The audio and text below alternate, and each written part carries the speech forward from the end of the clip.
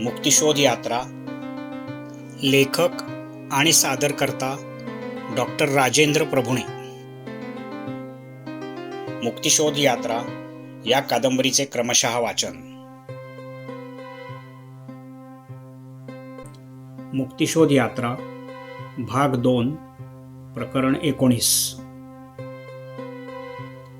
एका रात्री जेवताना त्याने लग्नाचा विषय काढला.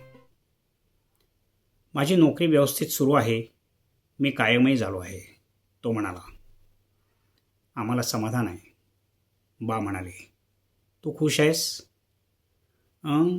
हो, मी मान्य केलं आहे. पगार ठीक आहे, टप्प्याटप्प्यानं वाढेल, दर 2 वर्षांनी बढती मिळेल. पुढे आणखी शिकलो तर आणखी बढत्या, मग पुढे. मला माहीत आहे, बा. शिवाय आमच्याच उत्क्रांती केंद्राच्या जीवन विकास क्षेत्र या खाजगी शिक्षण विक्री वर्गात संध्याकाळी 2 तास शिकवण्यासाठी उत्क्रांती केंद्राच्या दुप्पट पगारावर माझी नेमणूक झालेलीच आहे.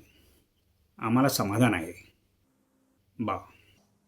शक्य होती तितकी माझी प्रगती झाली आहे. यापेक्षा जास्त शक्यही नाही, तरी पण मी मान्य केलं आहे, जुळवूनही घेतो आहे. मग? बानी संशयाने विचारलं. मी लग्नाचा विचार करतोय. अरे माझ्या मुला, असं ओरडून हातातला घास तसाच टाकून माने हंबरडा फोडला. ती तयारीतच होती. बा एकदम गप्प झाले. तोही दचकला. तसाच उठून माझ्याजवळ गेला आणि तिला थोपटू लागला. काय झालं मा? असं कसं रे केलंस? मा रडत म्हणाली. अजून कुठे केलंय मा, नुसता विचार करतोय म्हणलोय. आणि तूच तर नेहमी. तेच ते, मला वाटलंच होतं एवढ्यात हे असं काही होणार म्हणून. मा पुन्हा रडू लागली. तू आत्ता हा विषय काढायलाच नको होतास, बा म्हणाले. चुकलंच ते, पण. मा हळूहळू शांत झाली. मग गप्पपणे जेवणं झाली. माने आवरासावर केली. मग सगळे पुन्हा बसले. छान झालं तू हा विचार केलास ते, बा म्हणाले. नाहीतरी मी तुला सांगणारच होते आता सून आण म्हणून. छान झालं. तू ठरवलेस का? मुलगी कोण आहे? मा म्हणाली. अगं, पण मग तू मगाशी जेवताना एवढी का रडलीस? अरे तशी रीतच असते. शिवाय लग्न झालं की तुला वेगळं राहायला लागणार, त्याचं वाईट वाटणारच की. वेगळं राहायला का? तशी रीतच आहे. महिन्याभरात आम्हाला तुमच्याशी भांडून तुम्हाला घराबाहेर काढावंच लागणार, रीतीप्रमाणे. पण म्हणजे मी तुम्हाला दुरावलो असं नाही. ते खरं रे, पण आपल्या संबंधाचा एक टप्पा सांगतो, त्याचा आनंदही होतो आणि दुःखही होतं. ते तुला नंतर समजेल. पण मुलगी कोण आहे? नी म्हणून एक आहे, माझ्याच वर्गात होती. आता शिशु उद्धार केंद्रात नोकरी करते, शिका म्हणून. छान आहे, तुम्हालाही आवडेल. मग? मी अजून तिला विचारलेलं नाही आहे. अजून? म्हणजे काय? आता विचारेन, पण तिची हरकत नसावी. ते कसं कळणार विचारल्याशिवाय? लगेच विचार आणि ठरवून टाक, मग आम्ही तिच्या आईवडिलांना भेटतो, बा म्हणाले. त्यानंतरच्या 3ऱ्याच दिवशी तो घाईघाईने उत्क्रांती केंद्रात जात असताना त्याच्या खांद्यावर हात पडला. आपण श्रीयुत तो आहात ना?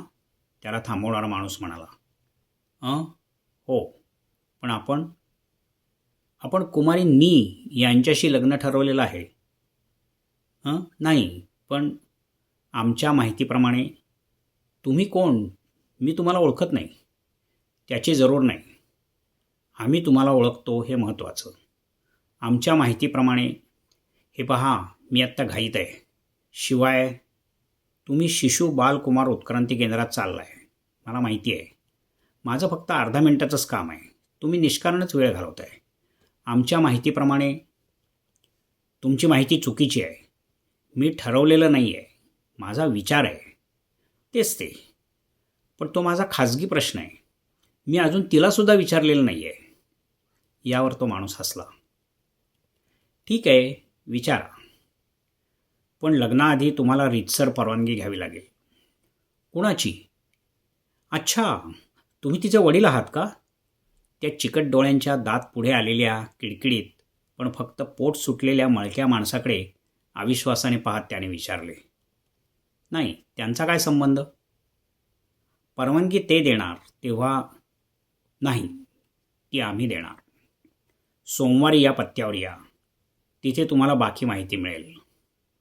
मग दोघांच्या सर्व तपासण्या व अनुरूपता चाचण्या झाल्यावर तुम्हाला रीतसर परवानगी मिळेल. त्याच्या हातात कागदाचे चिठोरे कोंबत तो माणूस म्हणाला.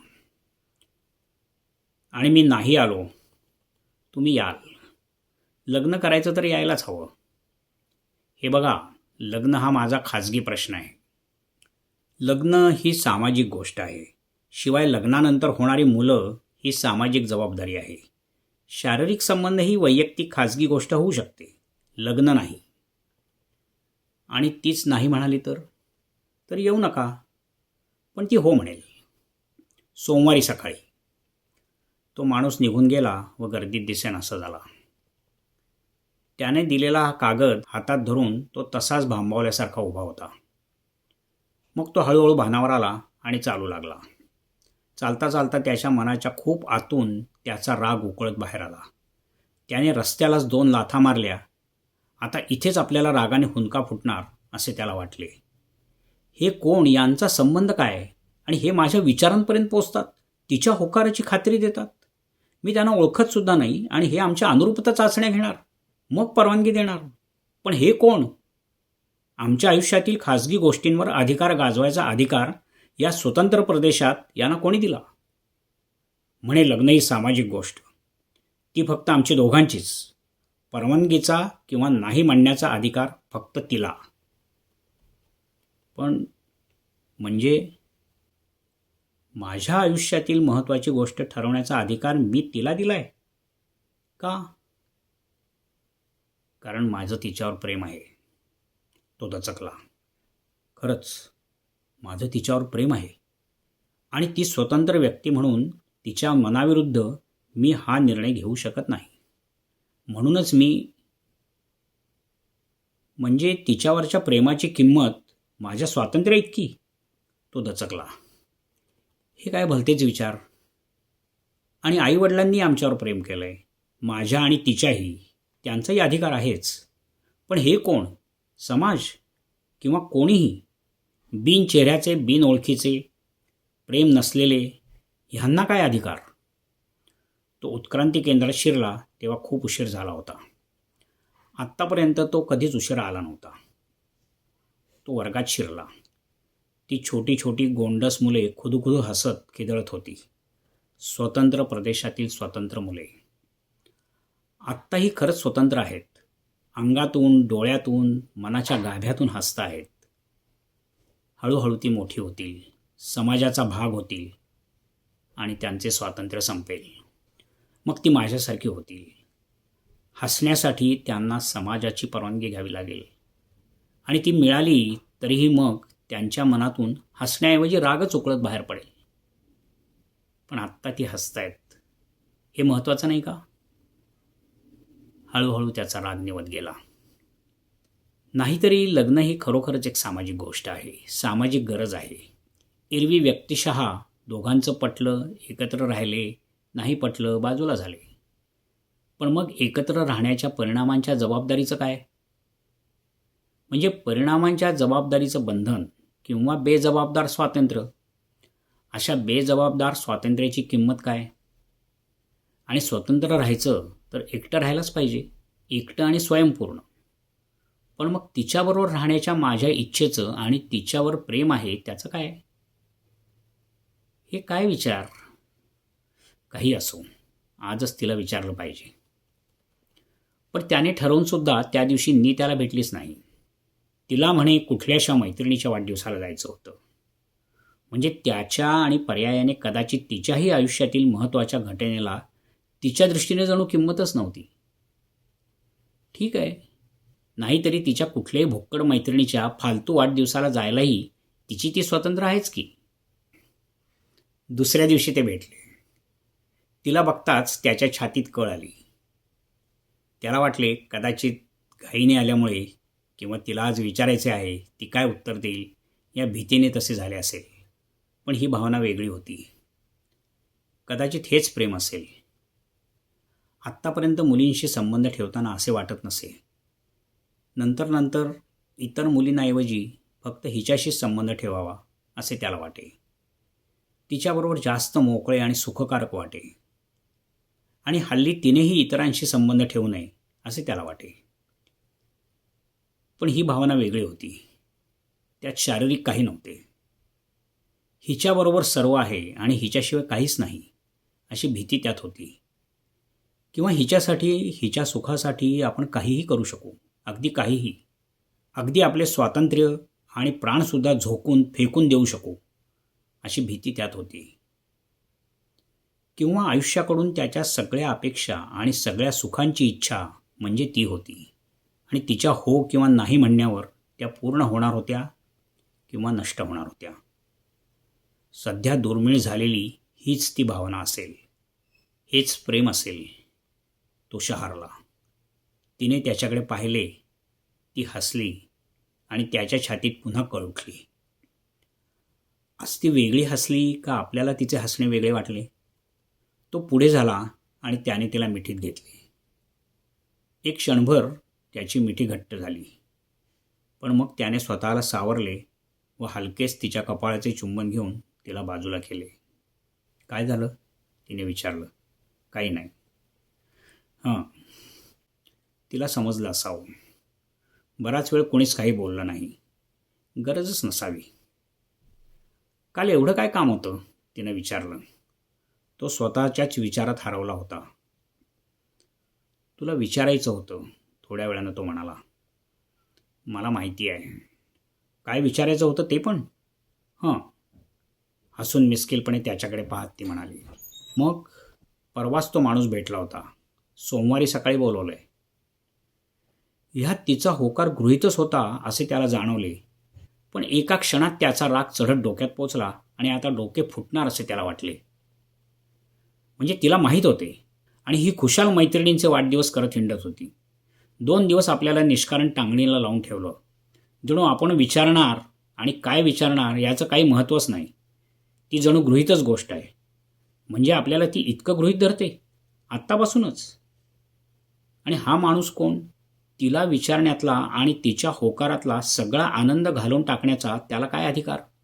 आमच्या वैयक्तिक आयुष्यातील अशा अपेक्षापूर्तीच्या, आनंदाच्या आणि लहान लहान सुखांच्या क्षणांचा विचका करणारे आणि बारीक सारीक प्रत्येक घटनेवर नियंत्रण ठेवणारे हे कोण? हळूहळू तिच्यावरचा त्याचा राग कमी होत त्यांच्यावरचा राग वाढत गेला. पण ते म्हणजे तरी कोण? तो अचानक आणि अकारण रागवलेला बघताच ती दचकली आणि त्याचे डोळे बघून घाबरली. आपले काय चुकले तेच तिला कळेना. मग त्याचे डोळे निवळले, पण तो गप्पच बसून राहिला. काय झालं? का रागवलास? माझं काही चुकलं का? मी काल मैत्रिणीच्या वाढदिवसाला, पण तिला मी 15 दिवसापूर्वीच कबूल केलं होतं. तेव्हा कुठे हे माहीत होतं? तुझ्यावर नाही रागवलो. मग कुणावर? म्हणजे तुझ्यावरही आधी रागवलो होतो, पण तुझा तरी त्यात काय दोष? तरी तू आत्ता हे सांगायला नको होतंस. काय? हेच, तो माणूस भेटला आणि त्याच्या सांगण्यामुळे तुला कळलं.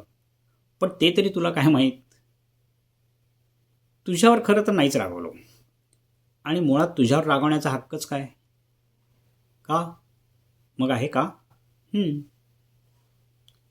पण तुझ्यावर नाही रागवलो. मग कुणावर? तेच समजत नाही. पण तो माणूस त्यांच्यापैकी आहे. रागावून काय उपयोग? परवानगी तर घ्यावीच लागणार. नाहीतरी सगळ्या गोष्टी बघून पारखून सर्वांच्या संमतीनंच लग्न ठरवली जातात. ते ठीक आहे. पण अरे, काय म्हणालीस? लग्न? म्हणजे तुला मान्य आहे? अर्थातच. त्याने एकदम ओरडून उडी मारली व तिला मिठीत घेऊन गरगर फिरवली. मग कितीतरी वेळ तिला मिठीत घेऊन तो उभा होता. काय हे? ती लाजून म्हणाली. तू असं काही कधी करू शकशील असं मला वाटलंच नव्हतं. मग आता कळलं ना? याचाच मला राग आला होता. हे मला तुला विचारायचं होतं आणि तुझ्याकडून होकार ऐकायचा होता. मग मला कदाचित याहून जास्त आनंद झाला असता. पण तो माणूस मध्ये आला आणि त्याने सगळा विचका केला. आणि तू हे सगळं गृहीतच धरून चालली होतीस. मग गृहीत नव्हतं का? असेलही, होतंच. पण ते आपल्याला कुठे माहीत होतं? नव्हतं का? हं? काय माहीत? पण विचारायला नको का? तू एक निराळी, स्वयंभू, स्वतंत्र व्यक्ती असताना तुला विचारायलाच पाहिजे. गृहीत कसं धरता येईल? सगळे मित्रमैत्रिणी म्हणतात ते खरंच आहे. तू जरा खूपच वेडाच आहेस. पण मला चालेल. मी तुला तसंच गृहीत धरेन. आणि तू मला निराळी, स्वतंत्र व्यक्ती न म्हणता आपली म्हणून गृहीत धर. त्याचे डोळे भरून आले. तिचा हात हातात धरून तो कितीतरी वेळ गप्पच होता. वेगळ्याच अनाकलनीय भावनांच्या लाटांवर लाटा त्याच्या आतून वाहत होत्या. कदाचित हेच प्रेम असेल. असे एकमेकांना गृहीत धरणे, कोणत्याही प्रसंगी, कधीही, नेहमी. तिने ते सहज स्वीकारले आहे. आपल्याला अजून सवय होते आहे. आणि आता त्यांनी परवानगी नाकारली तर?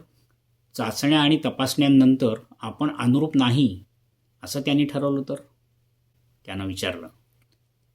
हे ठरवणारे ते कोण? त्यांचा काय संबंध? त्याच्या डोळ्यात बघत नी ठामपणे म्हणाली.